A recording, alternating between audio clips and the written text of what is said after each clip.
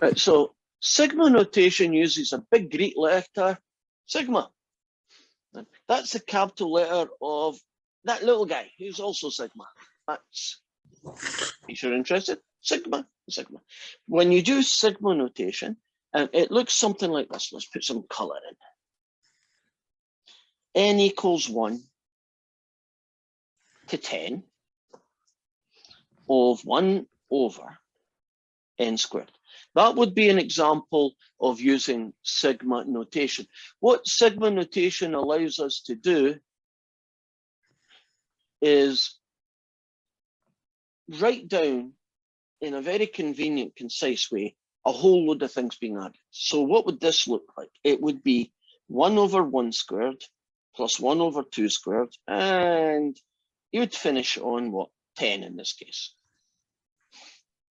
Now, sigma notation can use any counting variable name you like. So you could have k equals 1 to 1,000 of k squared plus 1 over k. In this case, it would be what? 1 squared plus 1 over 1, add 2 squared plus 1 over 2, plus, and finish with 1,000 squared plus 1 over 1,000. So isn't sigma notation, this notation, a much better way than writing that down, right? That's kind of clunky and hard to deal with, and this is much more efficient. What we are going to be looking at, and I like n, so I'm sticking to n again. N equals 1 to infinity.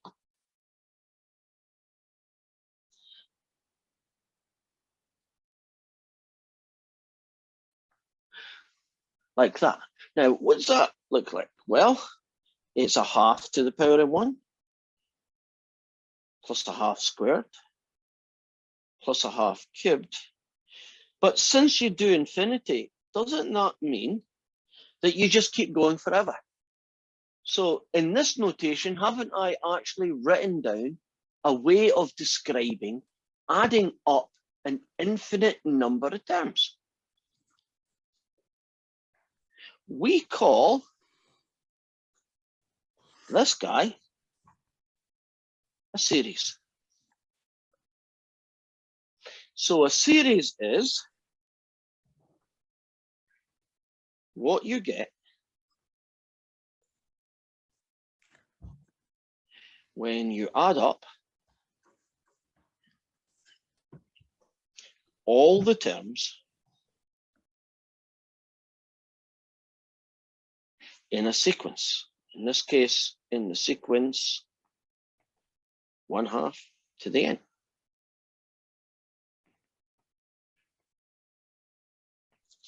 So if someone was going to describe every sequence in the world, it would look like this. So do you see that a sequence, sorry, no, I wish those words didn't start with an S.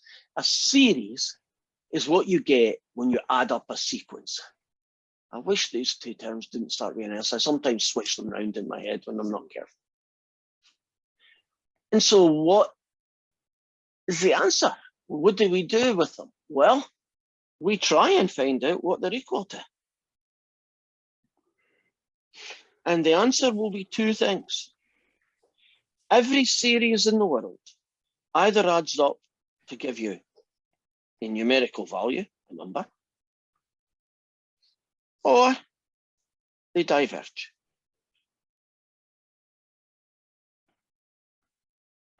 That's it. And we're going to be spending 4 weeks, for the most part, figuring out whether a series adds up to a number, in which case we will use the jargon that it converges to a number, or does it just diverge? So let's, before we get too much into the details, let's show you some sequences. There I go and call it a sequence. From now on, if I say the wrong word, will you pretend I'm saying the right word? So let's look at this series. Right, it's the half plus a half squared plus a half cubed forever. That guy there adds up to 1. It converges to 1. I'm just telling you that. You'll have to trust me until I prove it to you.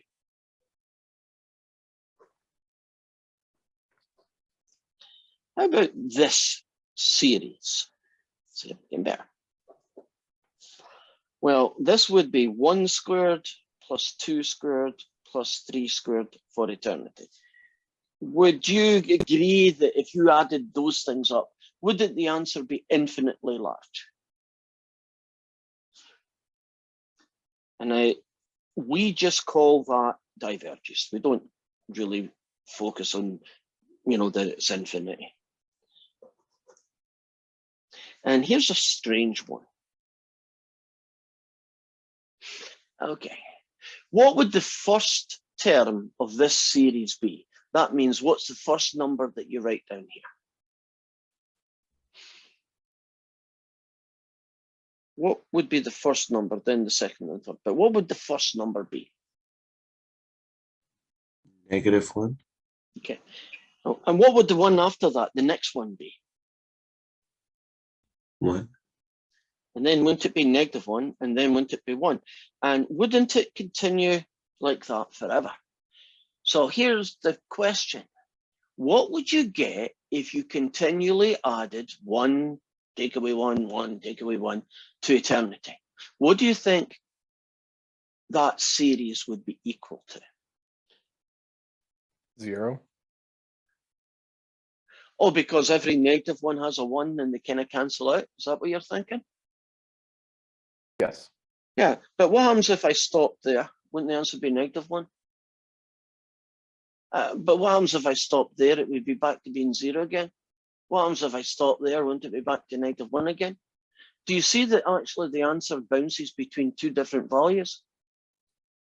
Now, is infinity an even number? Is infinity an even number or is infinity an odd number? Because if it's an even number, won't it? If you add them up in 2s or 4s, don't you get 0? But if infinity is an odd number, don't you get things like -1, -1? The conclusion is that this diverges. So I don't care if a series diverges because it adds up to an infinitely large number. I don't care if it diverges because I can't figure out what it adds up to, because it might be 1 and it might be -1 or 0 and 1, whatever it might be. Here's another strange one that also diverges.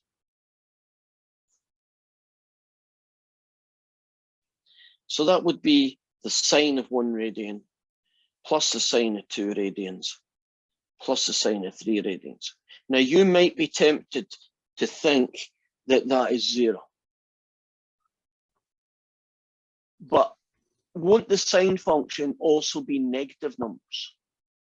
And won't it also be positive numbers?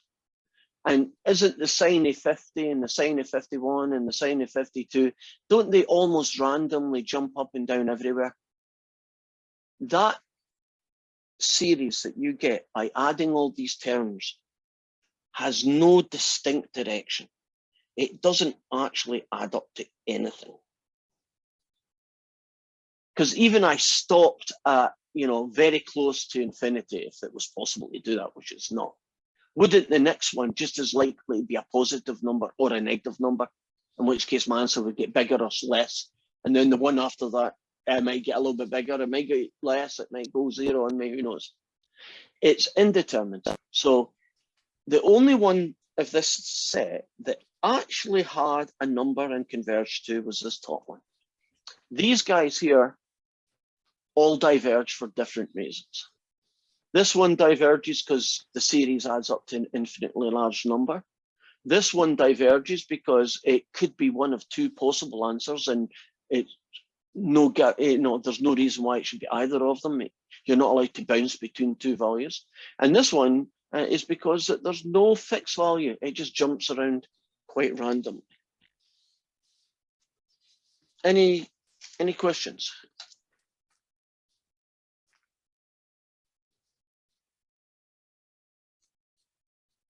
Assuming that's a good thing then. Just closing some windows out. Okay. So I guess the question now becomes, how do we find out, especially for the ones at work, how do I know that that's one? How do I actually go about and solve that problem of what does a series converge to if it does converge, or how do I find out if a series is a divergent series? And what we do is we create lots and lots of different tests. I believe there's going to be 9 of them, give or take one. 9 different tests for 9 different types of series. So you have a series that's called a geometric series. You'll have another one that will be a test that you'll do called the integral test. There's a divergence test. There's a limit comparison test. There's an n-root test. There's a ratio test. I'm just writing on, off the top of my head, some of these tests. So you can imagine that's going to be a lot of work, right? Let's look at a thing called a partial sum.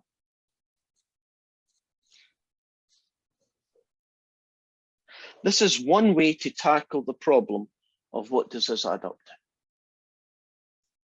So I'm going to have a series. I'm going to call it k equals 1 to infinity. And the series I'm going to pick is 1 over k squared, which I happen to know converges. A partial sum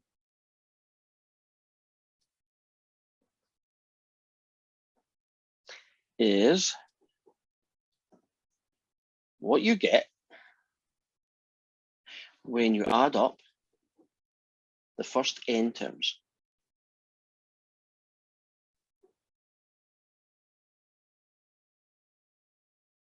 N terms of a series. So partial sum Sn, it's equal to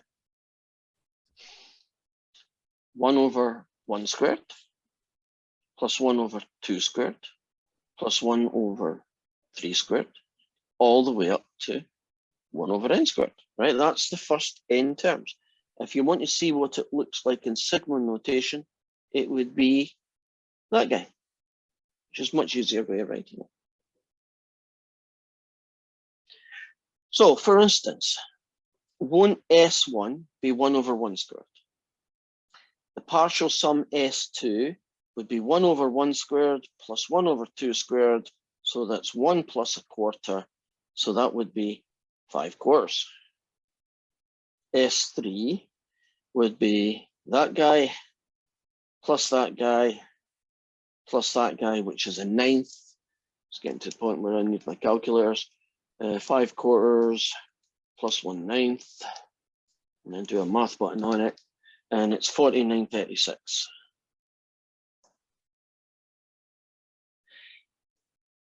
Now this gets a little bit weird, but can't I make a sequence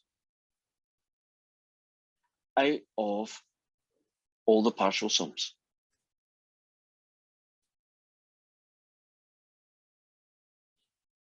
So in this case, it would be 1, that's S1, then it would be 5 quarters, and then it would be 49/36, and then the next one, and then the next one, and then the next one. So one way of solving the problem of what does this add up to, right? If it converges, wouldn't it be to find out the limit of its partial sums? So this series is the same thing as finding the limit of its partial sums. Does that make sense? So if you find the limit of the partial sums as n goes to infinity, you're getting the same thing as what that series adds up to. Now that is a very, very clunky way of solving that problem, because I really can't tell by looking at a list of numbers, very easily at least, is it converging, right? Is it going towards one number, or is it getting really, really bigger and bigger, or is it jumping randomly all over the place? Okay, imagine you might have to do 20, 30 terms to be really comfortable that you know what the heck it's doing. Very impractical, but that's kind of the background to how it's going to work.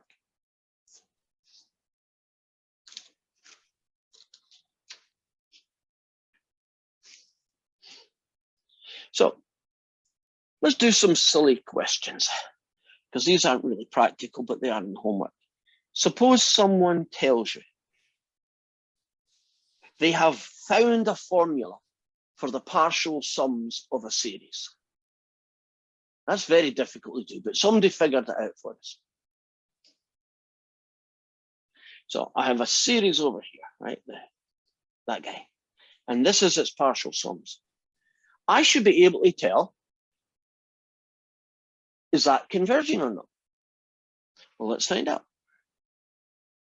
The limit as n tends to infinity of the partial sums, in this case is the limit as n tends to infinity of that guy.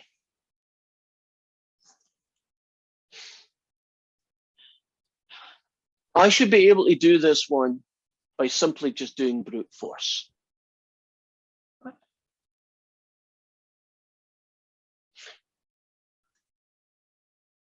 The reason I'm pausing here is I'm trying to move a window out the way. Oh, forget it.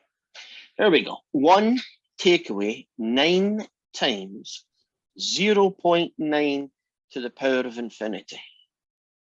Okay. What number is 0.9 to the power of infinity? You know, if that's less than 1 and you raise it to the power of infinity, you always get the same answer. What is it?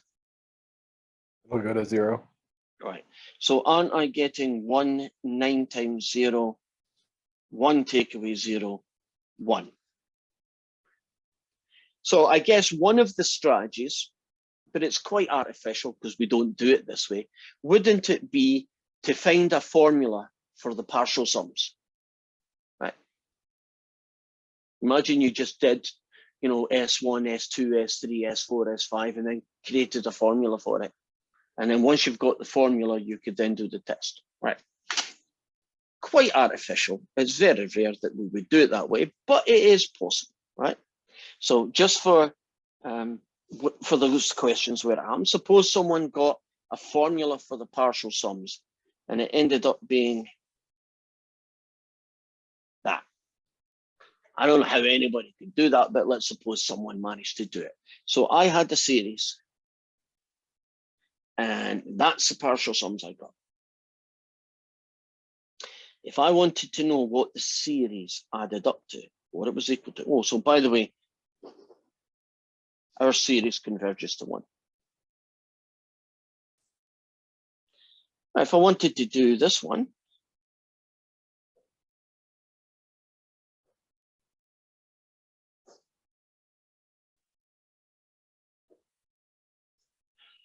okay, what technique would I use to find this limit? There's 2 different techniques. I don't care which one you tell me, both work.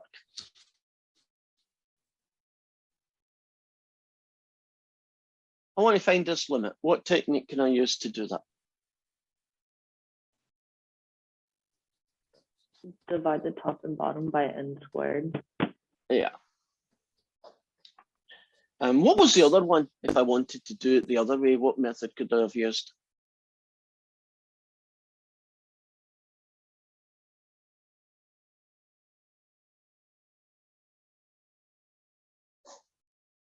Would it be the L hospital method? Yeah, the guy in hospital, right? L hospital guy. Yeah, the L hospital guy would also have worked. I think you'd have to do it twice, but you still get the right answer. It would be a third. So I guess if someone tells you a formula for the partial sums, don't you just find the limit as n tends to infinity, and that will be what this series here, right, adds up to. And this particular one converges to a third.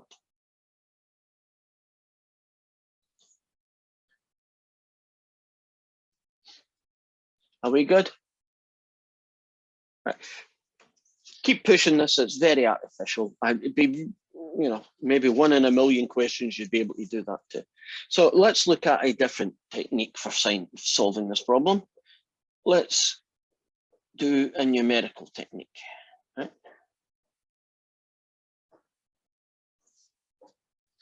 Now, suppose I'm interested in this series.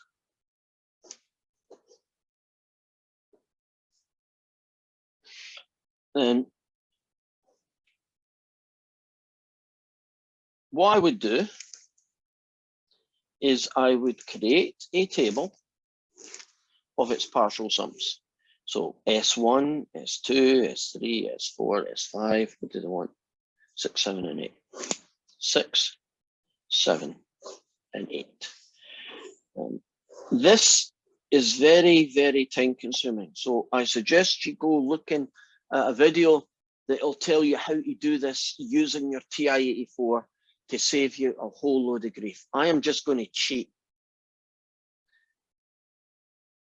and show you what those numbers are. Thankfully, it's not going to happen too many times, but it will happen. So if I wanted to get, S1, wouldn't it be 4 over the cube root of 1, which is 4. If I wanted to do S2, it would be that guy plus 4 over the cube root of 2, and then plus 4 over the cube root of 3. So as you do that, you get 7.17, then you get 9.95, then you get 12.47, then you get 14.81, then you get 17.00, then you get 19.10, and then you get 21.10. And then you look for patterns. Tell you what I see. Hopefully you see the same thing. Aren't the partial sums just getting bigger and bigger and bigger? And if that continued, then wouldn't that mean that this was infinity and therefore it diverges?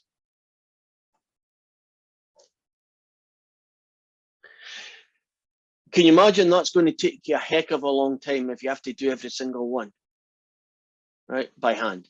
So I'd suggest you go looking for how to do it on your TI-84. You can save yourself a little bit of time. Don't you use that answer and just add one more term to get this one. So you can use your previous answer, you know, to save yourself a little bit of work, but it's still going to be messy. I want you to imagine that I've got a totally different series. 1, 2, 3, 4, 5, 6, 7, okay. And the numbers that we got were 0.5, 0.81, 0.91, 0.93, 0.96, 0.98, 0.99. If you saw that, it's still increasing, but would you agree that it's increasing by less and less and less? If you were a gambling person, would you say it would be reasonable to assume that it's going to end up being 1? Does that look like it's heading towards 1? Do you see the pattern here numerically is that it's leveling off? So we would say that it converges to 1.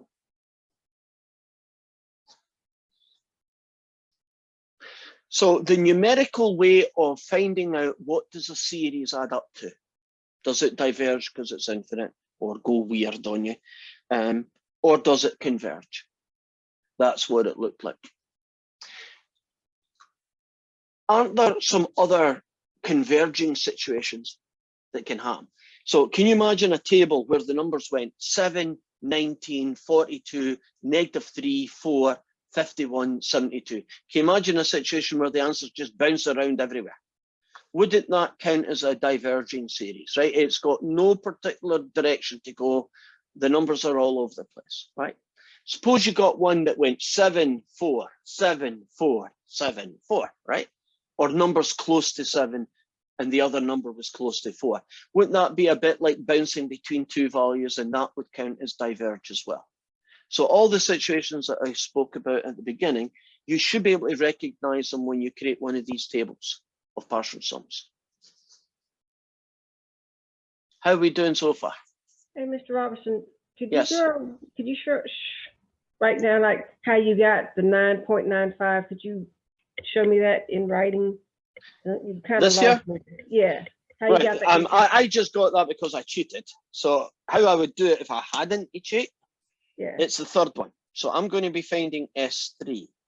So that's going to be 4 over the cube root of 1 plus 4 over the cube root of 2 plus 4 over the cube root of 3. That's what S3 would look like. Now, if you put all of this into your calculator and rounded it off, you would get the answer 9.95, at least to 2 decimal places. But it's very time consuming, so I just didn't want to, go through the mundane hitting lots of buttons for 10 minutes. Yeah. So these are what you would get in this particular situation, because I just asked WebAssign to tell me the answer. That's the bit that I was cheating at. Are we comfortable? Right. Are we comfortable about the numerical technique? Let's back up a little bit. In the freakish 1 in a million situation, if someone tells you a formula for the partial sum Sn, are you happy about finding out the limit as n tends to infinity, and that'll tell you if it converges or not? More realistically, if you're given a sequence but you want to do it numerically, are you comfortable about how you could create this table and then how to read the table to tell whether it's converging to a number, diverging to infinity, or just diverging for other reasons? We feel good about that, or do you want to say another one? No, I'm good now. We're good. Thanks. Okay, right. Actually, let me show you one. I remember I went and said sin n, and how sin n was a weird one, right? Sin n is right now on my screen. So here are the numbers for sin n. Right.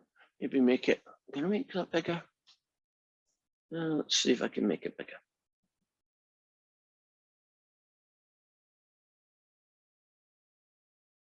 Right, are you looking at the sin n table?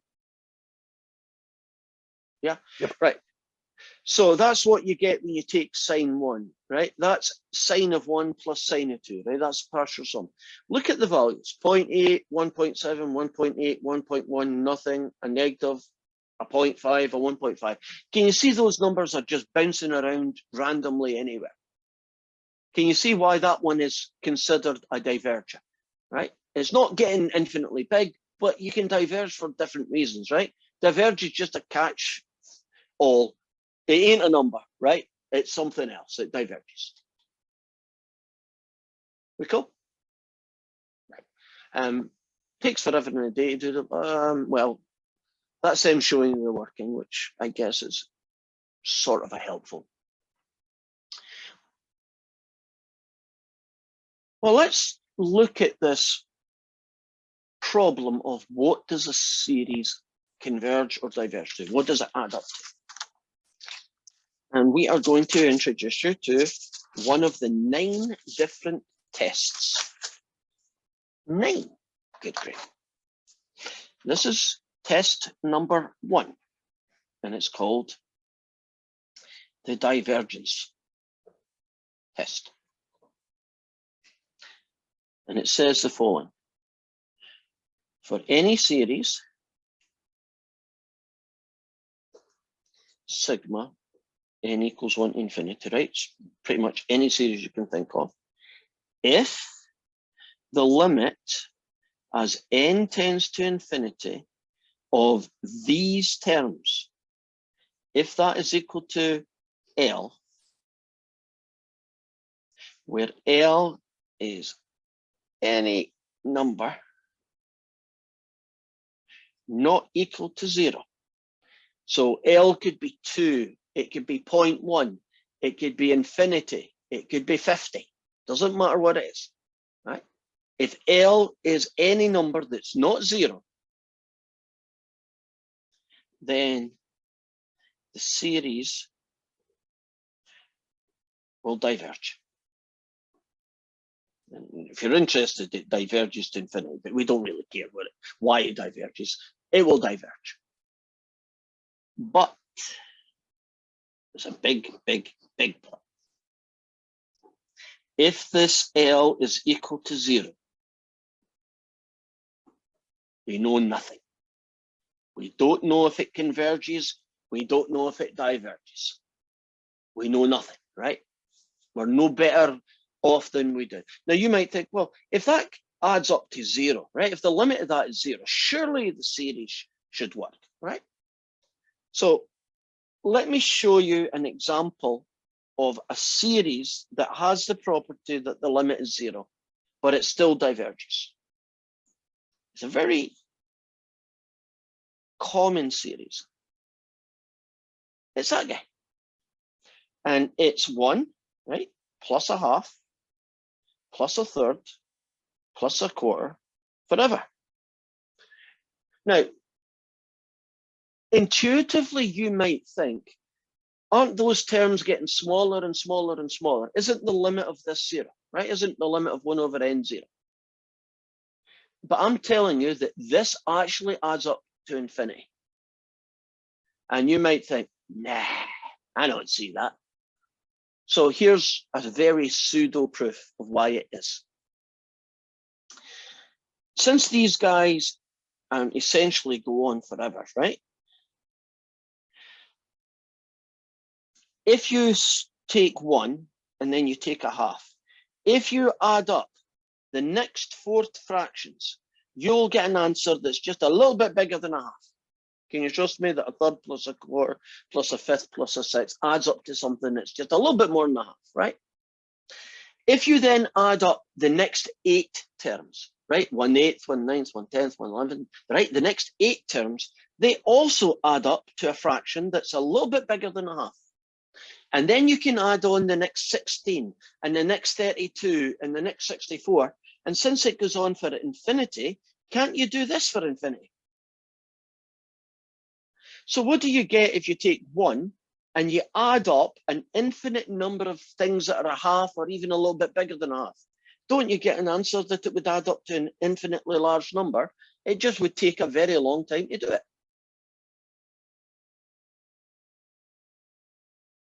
So it is possible for a series to have its individual terms having a limit of 0 and still be infinite, right? And still diverge.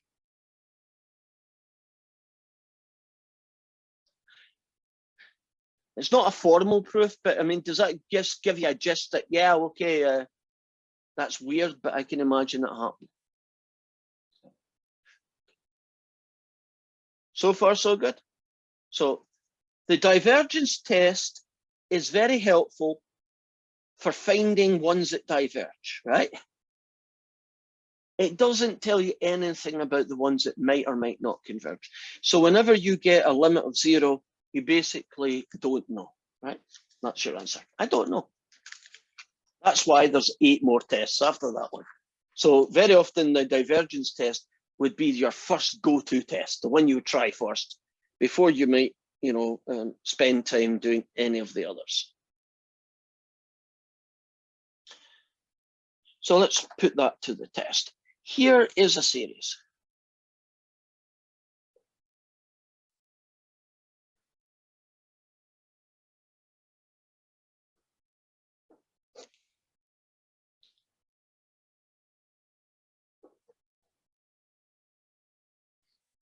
Okay. Now I'm going to find the limit as n tends to infinity of an. That guy there is an. And it's going to be then the limit as n tends to infinity of that guy. Couldn't I do L'Hopital on that one, or divide top and bottom by n? And can we cut to the chase? Isn't the answer 7/3? What conclusion do you come to if a series has the property that its individual terms have a limit of 7/3? What's the conclusion? It converges. Are you using the right word? Did you mean to say converges? Yes. Okay. Where L is any number that's not equal to 0, then the series will diverge. this converges to 7/3. But my question, maybe I wasn't clear. What does the series do? Well, the individual terms converge to 7/3, but that means that the series will diverge because of that. Because basically, aren't you adding up an infinite number of numbers that are pretty close to 7/3? And so that would get you an infinite result. Okay, try another one.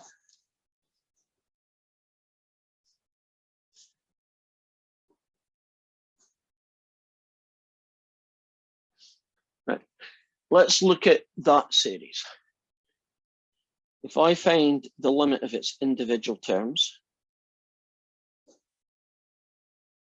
right, you should be able to look at that and just tell me what the answer is.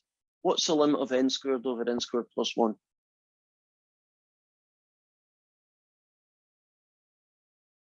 One. Now, same question as before, but this time I'm going to make sure I'm clear, because I think it might have been me that was the problem in the last one. What can we say about this series now that we know its individual terms converge to 1?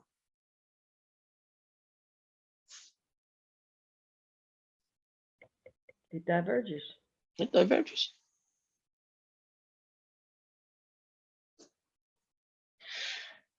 Suppose this number was a half. It would still diverge. Suppose this number was 0.002.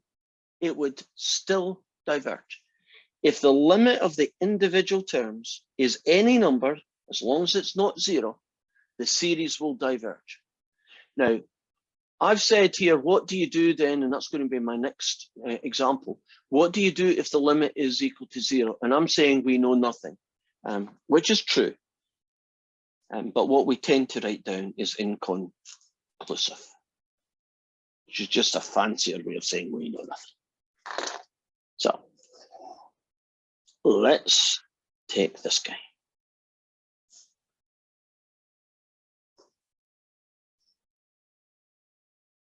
If I find the limit as n tends to infinity of the individual terms, I get 0, which is inconclusive. I do not know, based on the divergence test, what that series will do. I told you earlier on that it diverges, right? But that's because I know that one does. And we have tests that will eventually prove that that's what this does. But right now, we don't really know. Inconclusive. There's something in my mind that's very unsatisfying about a test that doesn't tell you everything. Don't you want a test to say yes or no, right? It's right or it's wrong. Isn't it kind of half? It looks like it's half done. I'll only tell you when you're right, but I'll never tell you when you're wrong. Okay, or something weird, right? I'll only tell you when it's positive, but I won't tell you all the time. Not really a very, in my brain, a very nice situation, but we have to live with it. What's the word for when it's equal to 0? When it is equal to 0, we will say that the series is inconclusive. Okay. That's the word that we typically would use. You know, somebody says, who won the match? And you said it's inconclusive. Wouldn't that be just a fancy way of, I'm not quite sure who won that match. It's kind of hard to tell, you know, especially in a boxing match before the result is declared. It's too close to call, that kind of thing. So far, so good. So let's introduce you to another test.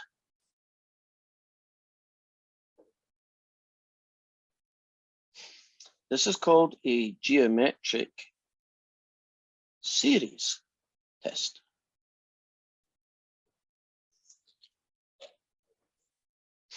And First, I have to tell you about what does a geometric series look like. Well, let's look at a geometric sequence first. A geometric sequence has this general format. It looks like that. So an example of a geometric sequence might be 3 times a half to the power n minus 1, right? So when you're looking at a geometric sequence, you're basically looking at a sequence that is any number you like. A is 3. That's typically the first term. And R of half, that's the common ratio. So if I gave you 1's too easy. Suppose I gave you 9, and then I gave you 3, and then I gave you 1, and then I said it was 1/3, and then I said it was 1/9, and so on. You'll recognize that that is a sequence, right? Do you recognize that you are multiplying by a third? Remember, we did creating formulas, multiplying by a third.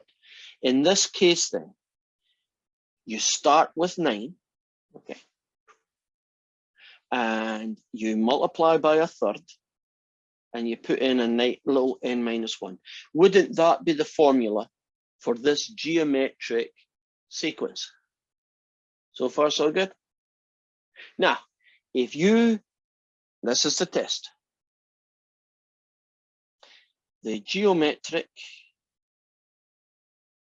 sequence,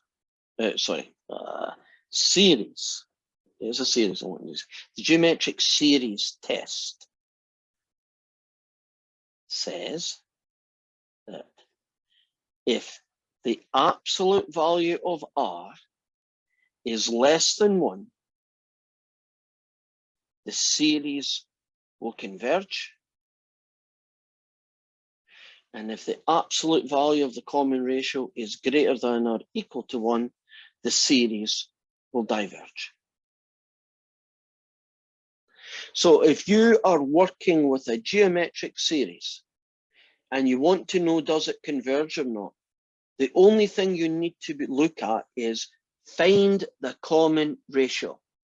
If that number is less than 1, so that could be a half or minus a half, right? Because you can get negative and positives, right? If it's less than 1, it will converge. And if it is greater than or equal to 1, it will diverge. So let's do some geometric series.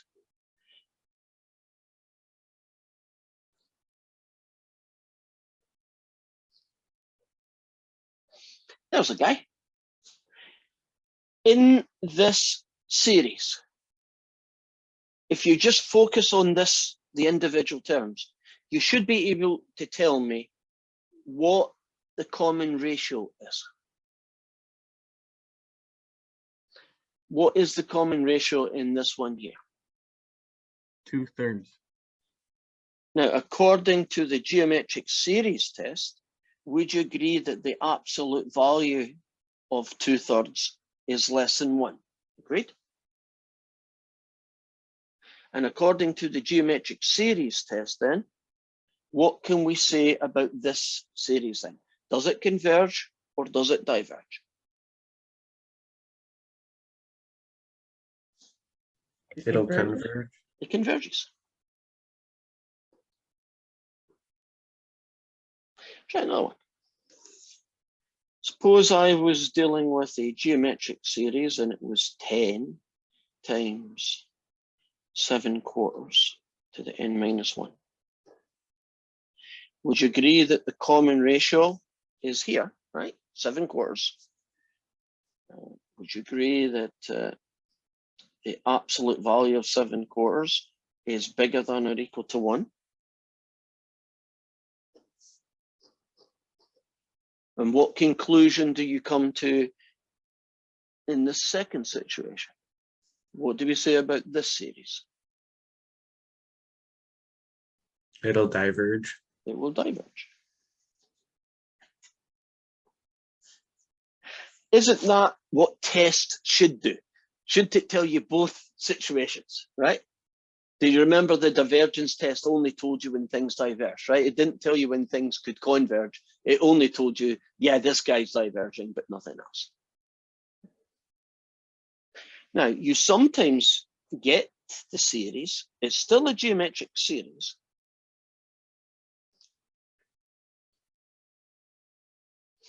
But the power might not be n minus 1.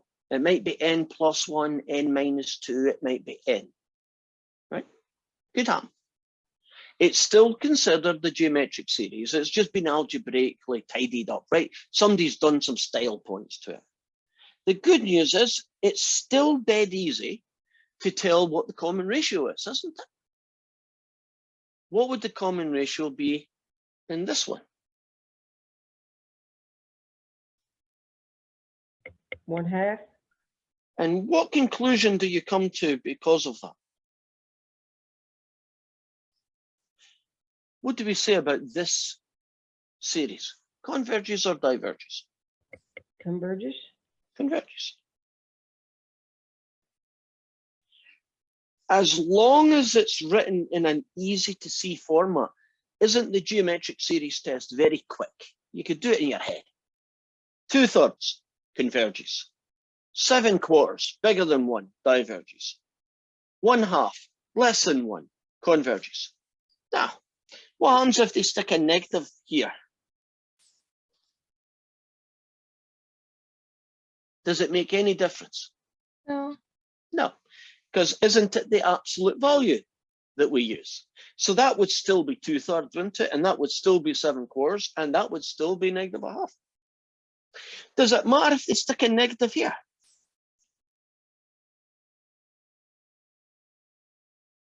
What do you think?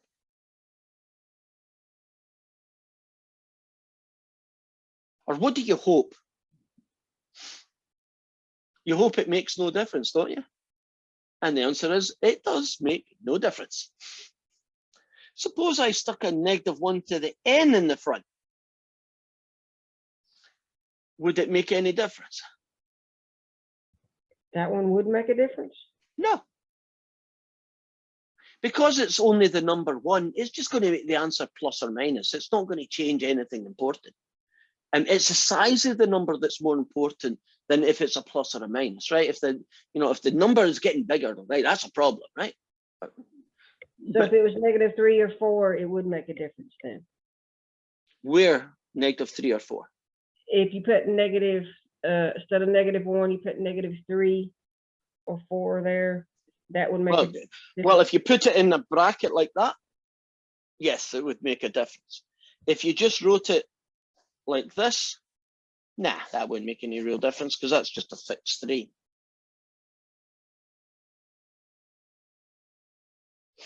Okay, too many pieces.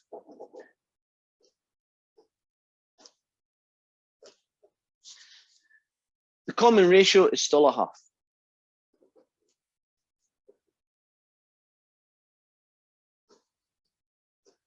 The common ratio is still 1/2.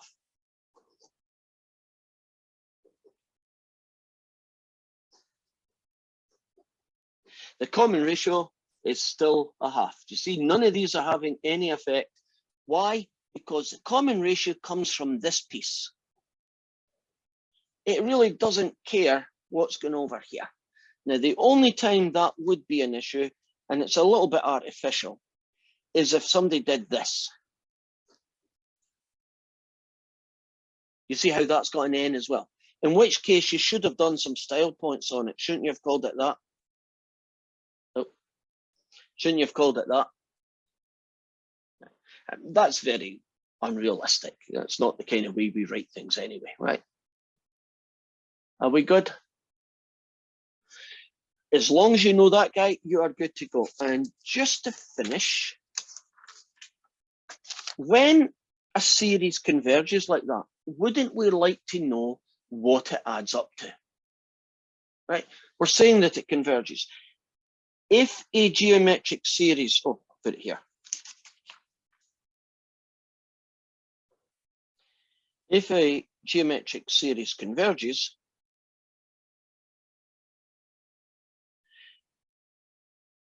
it will converge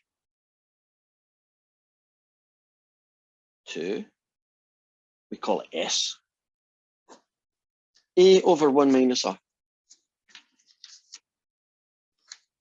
So if I gave you an example of a converging geometric series,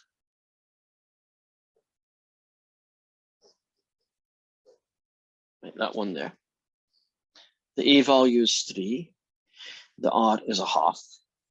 We already know it converges, right? Because the common ratio is 1/2. What would it add up to? Well, it would be A over 1 minus R. It would add up to 6. So if you are being asked not just to find out does a particular series converge or not, you might also be asked, and what does it converge to? Then you will use this formula here. So as long as you know what the first term is, and you know what the common ratio is, isn't that a very straightforward formula? Are we good? Let me prove that to you and we'll call it a day. While I'm doing that, you say your last name.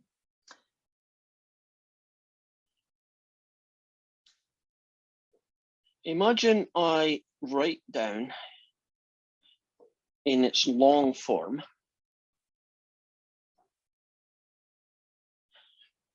what a geometric series looks like, right? The first term is A, the next one is A times R, A to the Rn minus 1. Right? So that's what the sum, basically. Actually, let's make it infinite. So S equals that. Now, if I multiply it by R, and I write it down as A times R gets me AR squared, A times R squared gets me AR cubed, I get very similar looking list of numbers, basically just shifted to the right. So that's the original. That's what happens if you multiply it by R, you get these terms. If you take the first one and subtract the second, isn't that get killed, that gets killed, that gets killed, that gets killed forever, and all you're left with is A. If you then pull out S as a common factor, and then you can divide both sides by 1 minus R. So the formula I gave you here is not magic, haven't I just proved it to you? That's where it came from. So every geometric series in the universe that converges, this formula here will tell you what number it converges to. So if you added all the terms, that's what it would be. Okay, guys, bye-bye.